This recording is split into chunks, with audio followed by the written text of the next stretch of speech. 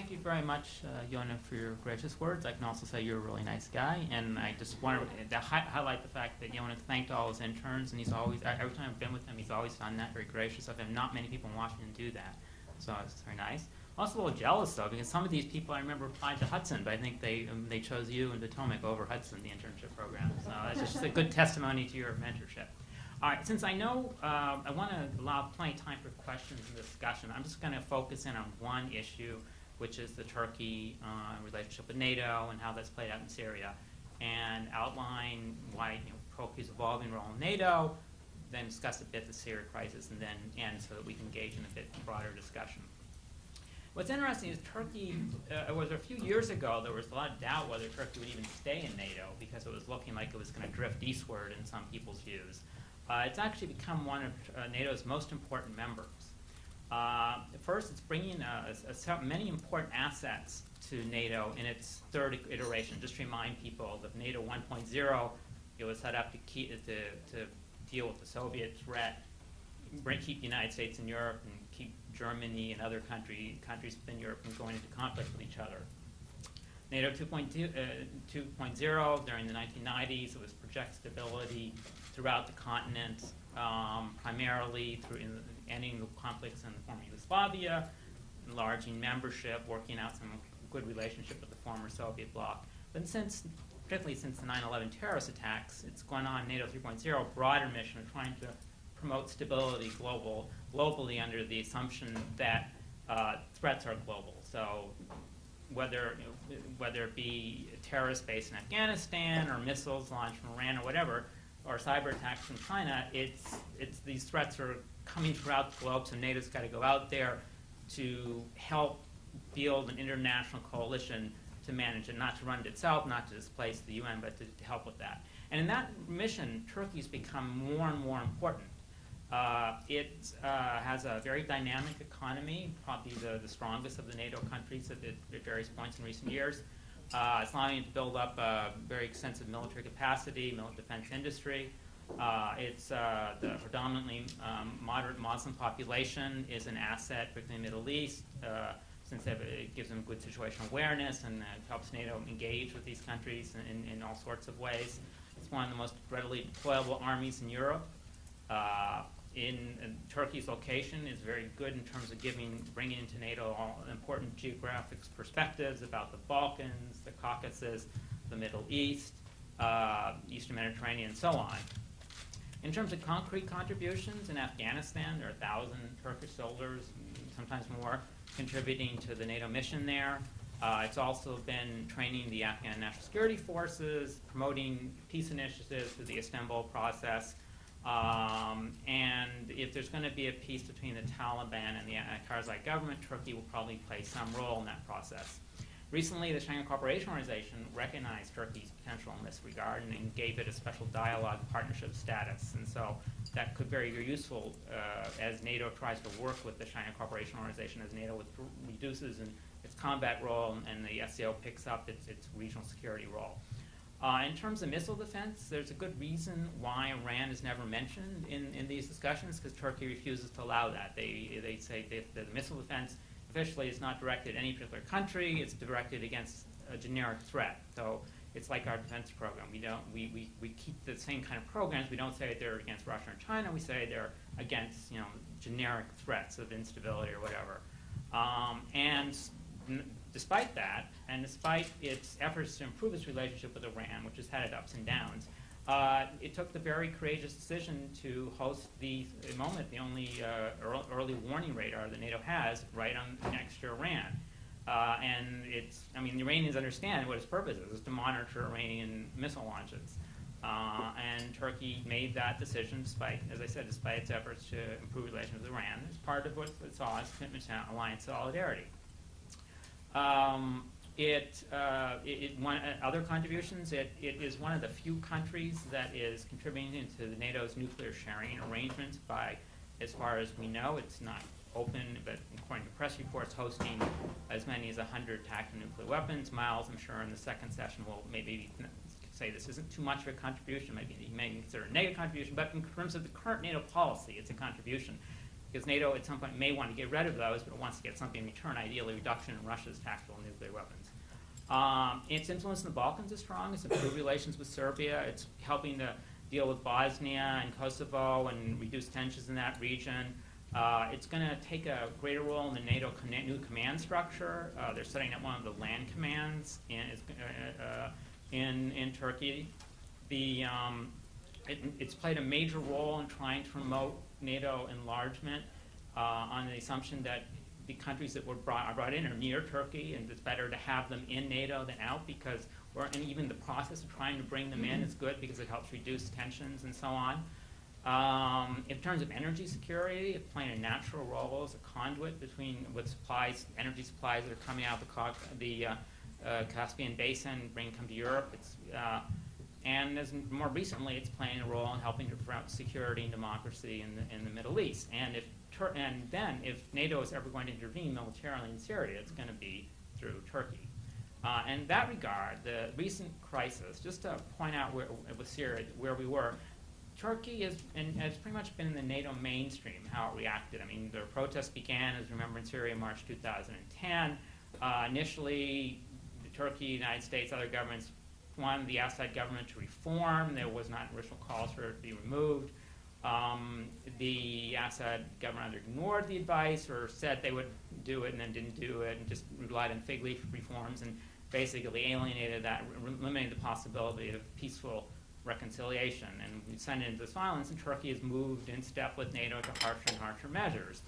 Except for Turkey, it's been much more costlier than it is for the other NATO members, because Turkey had, for the first time in a long time, had been improving its relationship with Syria. They had a robust trade relationship, Turkey was Syria's largest trading partner. They had visions of a free trade arrangement, economic structures. What had previously been a tense border tensions have been relaxed. But it's descended along the path with others, imposing sanctions, supporting the opposition, and it's some cost to its regional security policy. It's alienated its relations for many reasons, but also because of Syria, with the government of Iraq and the government of Iran. It's revised concerns about neo-Ottomanism in the Middle East and so on. Now, at the recent crisis caused by the shooting down of the airplane, what Turkey did was it didn't call for an Article 5 collective action response defense. It asked for Article 4 consultations, and NATO came out with an appropriate statement saying that they condemned the action and they expressed support for Turkey and they were going to watch this. One reason Turkey didn't go for Article 5 was because there was not a UN mandate for international action, because Russia and China are blocking that at the moment. And also, I don't think Turkey really wants to use force yet. And I'm not, as I think as Ruth said, that there's just not a interest in many NATO countries actually engaging in a land war in Syria at the moment. Now, if it was sufficiently important, if we see more provocations, then NATO might be willing to employ force, even without a covering UN security resolution. They've done this in the past. They cited humanitarian reasons. I think Turkey would feel more comfortable, had some authoritative regional organization backing it, like the Arab League, but at the moment the Arab League itself is divided and not willing to do that. If Turkey does intervene, NATO would provide some support, probably not as obvious as in Libya, maybe doesn't want to seem as if it's waging a crusade against Muslim countries in the Middle East. But for the moment, the Turkish public just doesn't want to go to war, and I think that's holding the government back. But it may have to intervene even if it doesn't want to. I mean, particularly the refugee crisis is going to be a problem, because as the numbers grow, it just becomes very burdensome. Some of the camps are becoming now armed camps, or they're serving as places where the opposition collect weapons, train, and then intervene. The Turks, because of this border, the problem they're facing is, insofar as the fighting goes on in Syria, the flow of refugees is going to commensurate with the degree of oppression in northern Syria, because it's just going to flow across the common border. It's an easy way to escape the violence if you don't have much wealth or suffering. And this has been a problem. Turkey's experienced this before with what happened with the Iraq War of 1991, where a bunch of Kurdish refugees started fleeing north into Turkey, or at least in regions near Turkey. So Turkey, as far as I understand it, is thinking now about some of the kind of things that NATO developed during the Yugoslav War of the 1990s, saying, fly zones, safe havens, humanitarian corridors, some mechanism to allow people to escape the harm they're suffering from the Syrian regime and indirectly weaken the Syrian regime in the process. But we know from what happened in the 1990s that these kinds of arrangements are not that effective unless backed up by some kind of airstrikes or other military force. Now, another reason that is straining Turkish intervention is that Syria is not without means to retaliate, not only just by shooting down warplanes, but in particular, what the Syrian regime is good at is exporting terrorism. So they have their own links with the Kurdish terrorist group, the PKK, and there's been already some suggestions that some of the upsurge in PKK attacks in Turkey recently have been been assisted by the Syrian government as a warning, a means to retaliate, and perhaps the Iranian government is involved as well. And then Turkey is, of course, also concerned about this spreading to a wider war because the Kurdish issue itself, as we know, transcends that, cuts across all those borders. So it's going to be in play if you start trying to intervene across borders. Not only is there the problem between northern Iraq and Turkey, but there's a large Kurdish population in Syria and in Iran, too.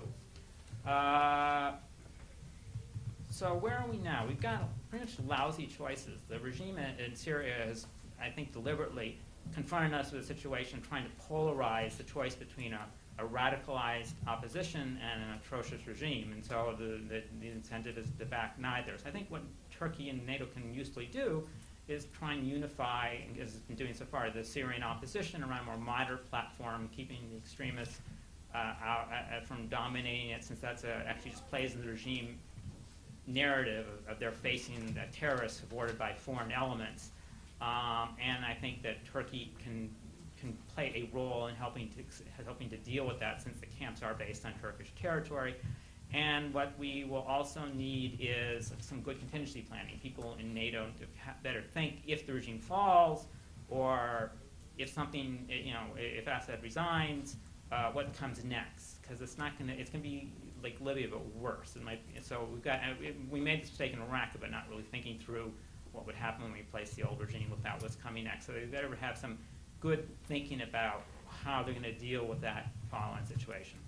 Finally, just come back to where I began with the question of Turkey's role in NATO. Turkey aspires now to become even more prominent in the alliance, and it's reported in the Turkish press that the president of Turkey, who attended the NATO summit in May, actually wants to be the next Secretary General of NATO, which is fine, and it could be beneficial for the alliance, but there are two problems that Turkey needs to make an effort to try and resolve, as do we all. And that are the confrontation Turkey has with Israel and the European Union. These are important issues. I'm not going to go into the Israel-Turkey issue. I think people here are aware of that, of why that's happening and the problem. It's just I think that over time, the events in the Middle East and geopolitical logic will help draw them together again. But it would help. I think the Turkish government could do more to assist that process. The EU-NATO is more directly impinging on NATO operations. It's in constraining cooperation in Afghanistan and all sorts of reasons. What you've got is Cyprus vetoing Turkey's involvement in certain EU organizations like the EU Defense Agency, and Turkey responding by vetoing cooperation and meeting joint offer with the EU. And so you've got a situation where it would be much better if both these countries could pool their assets, their resources, and efforts, but they're constrained from doing so. And this is going to get worse, I think, in about a week when Cyprus takes over the EU presidency, because the Turks have said we don't want anything to do with the EU. Already back in May, there was a big struggle as they were fighting to keep the EU from attending the Chicago conference, even after President Obama invited the EU leaders to come. So it was a very awkward situation. They managed to resolve that. So Turkey, I'm not going to get into the merits of the case. Turkey's grievances to the EU are well known, in my opinion, somewhat justified. They can be addressed, I think. It will take a bit more high-level effort on the part of the EU and NATO to get to some of the root problems about NATO. That Turkey's concerned about it being marginalized in European security as the EU grows in relevance and excludes Turkey from any say in its decisions. But Turkey itself needs to keep its bilateral disputes with the EU and Israel out of the alliance, not trying to be, if it wants to take over command the Secretary Generalship or other leadership positions in NATO, it has to think more as a collective NATO stakeholder rather than as a Turkish nationalist leader. Thank you so much.